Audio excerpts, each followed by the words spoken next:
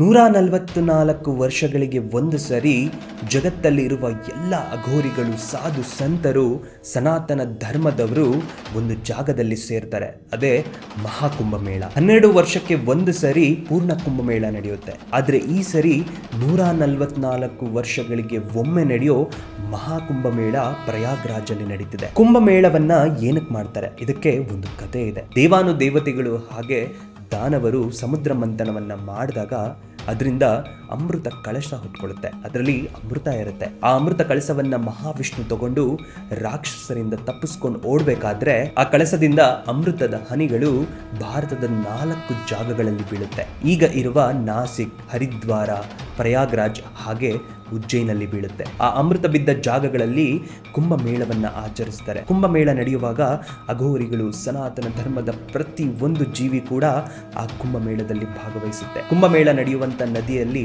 ಮುಳುಗಿದ್ರೆ ತಮ್ಮ ಪಾಪಗಳು, ಕರ್ಮಗಳೆಲ್ಲ ನಿವಾರಣೆ ಆಗತ್ತೆ ಅನ್ನೋದು ನಂಬಿಕೆ. ಅಷ್ಟೇ ಅಲ್ಲ, ಹುಟ್ಟು ಸಾವಿನ ಚಕ್ರದಿಂದ ಮೋಕ್ಷವನ್ನು ಕೂಡ ಪಡಿತೀವಿ ಅನ್ನೋದು ನಂಬಿಕೆ. ಇದಕ್ಕೋಸ್ಕರ ಎಷ್ಟೋ ಅಘೋರಿಗಳು, ಮಹಾ ಸಾಧು ಸಂತರು ಮಹಾಕುಂಭಮೇಳಕ್ಕೆ ಕಾಯ್ತಾ ಇದ್ರು. ಇದೇ ಜನವರಿ 2025ಕ್ಕೆ ಮಹಾಕುಂಭಮೇಳ ನಡೀತಿದೆ. ನೀವು ಹೋಗ್ತಾ ಇದ್ದೀರಾ?